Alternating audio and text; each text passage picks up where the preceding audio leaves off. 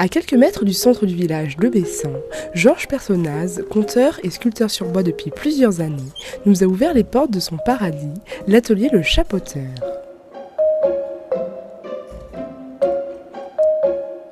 Depuis 1993, ce conteur de légende sculpte et donne naissance à des dizaines de diables chaque année dans sa galerie d'art.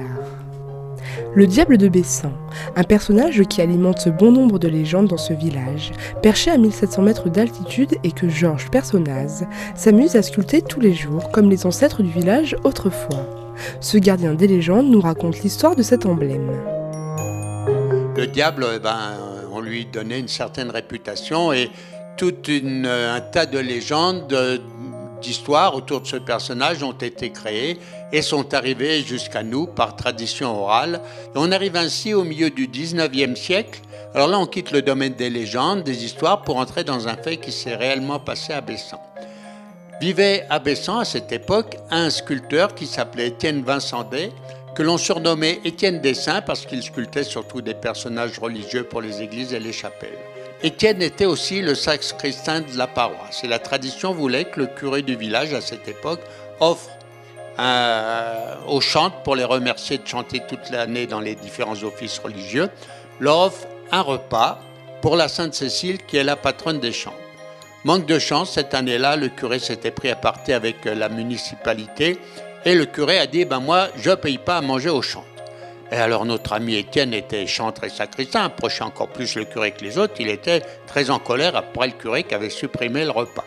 Et il était dans son atelier en train de sculpter un Saint-Bernard de Menton qui tient le diable prisonnier par son étole. Il dit ça y est, je sais comment je vais me venger du curé. Il a pris un morceau de pain sambro, c'est le bois que l'on travaille ici, et il a sculpté non pas un saint mais un diable qui emportait un curé sous son bras. Et au petit matin, il est allé le porter sur la fenêtre du curé.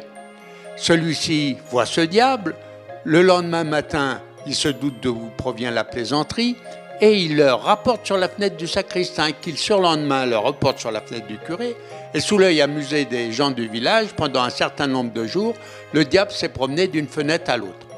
Les deux hommes se sont réconciliés quand même et Étienne a laissé le diable sur sa tête. Et un jour, remontant la vallée, un étranger arrive dans Bessan, passe devant la maison d'Étienne, voit ce diable sur la fenêtre, le trouve original, il n'avait jamais vu un diable qui emportait le curé sous son bras. Il lui achète, Étienne lui vend, puis il se dit, quand le bonhomme est parti avec son diable, il se dit, mais ça se vend peut-être aussi bien que les saints et que les bons dieux.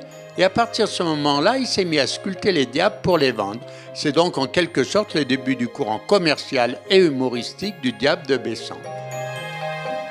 Voici donc l'histoire de ce personnage, emblème de ce petit village de Haute-Maurienne. S'il vous arrivait désormais de croiser cette sculpture sur l'encadrement de la cheminée d'un de vos proches, vous serez en mesure de lui conter son histoire.